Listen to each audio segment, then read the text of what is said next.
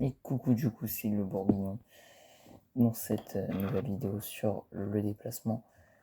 Enfin, déplacement, si on peut appeler ça comme ça, mais bon, c'est le match au Serre Paris FC, possiblement le match de la montée dans un contexte assez particulier, parce qu'on peut même être champion en cas de défaite ou de match nul des Stéphanois demain aussi, qui affrontent Guingamp, et je vous mettrai une photo du classement, mais il est favorable pour nous, étant donné que Guingamp peut revenir à 2 points des playoffs et donc d'une place de barragiste en Ligue 1, donc ils vont sans doute tout donner contre Saint-Etienne, même si le public poussera les Stéphanois. Enfin bref, c'est pas le sujet. Match en famille, donc j'en profite pour filmer tôt dans la nuit, puisque demain ça va être réveil tôt, parce que le match est à 15h. Donc je filme maintenant avec tout simplement juste avant de me coucher, quoi, puisqu'il est actuellement 1h50 du matin. Donc voilà. Et puis du coup voilà, match en famille, donc il y aura les cousins, les oncles, enfin mes cousins, mon oncle, ma grand-mère, la famille de base, plus mon frère qui fait son premier match aussi, tout comme mon oncle. Le reste avait déjà été voir au minimum un match. Ah si, il y a mon deuxième cousin qui était plus petit. Enfin bref, c'est pas un sujet, c'est aussi une vidéo pour garder un peu de souvenirs aussi. Enfin bref, du coup, hâte d'être à demain pour l'instant. Et puis, c'était juste l'introduction. Donc, je reprendrai sans doute une vidéo demain pendant qu'il y aura l'accompagnement du bus. Mais c'est tout. Peut-être que je referai une intro demain matin si celle-là, je vois qu'elle me plaît pas. Enfin bref, du coup, bah, à demain. Oh là là, qui ne saute pas, n'est pas au cerveau. Oh là là, qui ne saute pas, n'est pas au cerveau. Allez, oh là là, qui ne saute pas, n'est pas au cerveau. Allez, oh là là, qui ne saute pas, n'est pas au cerveau. Allez, oh là là, qui ne saute pas, n'est pas au cerveau. Allez, oh là là, qui ne saute pas, n'est pas au cerveau. Allez, oh là là, qui ne saute pas.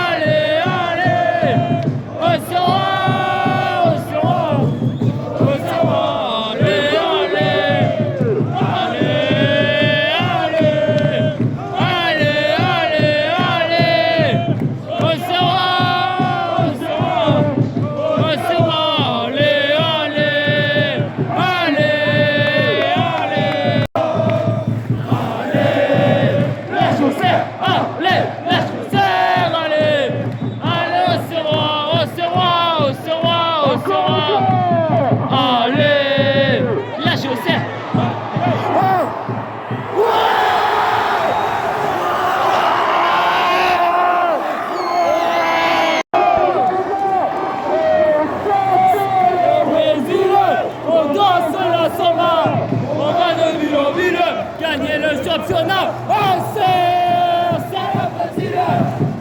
On danse la samba, on va de ville en ville.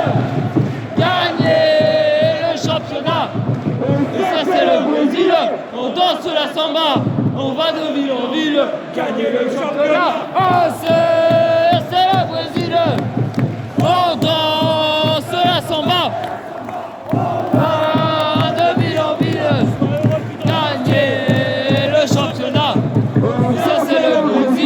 On danse la samba, on va de ville en ville, gagner le championnat. Oh, c'est le Brésil.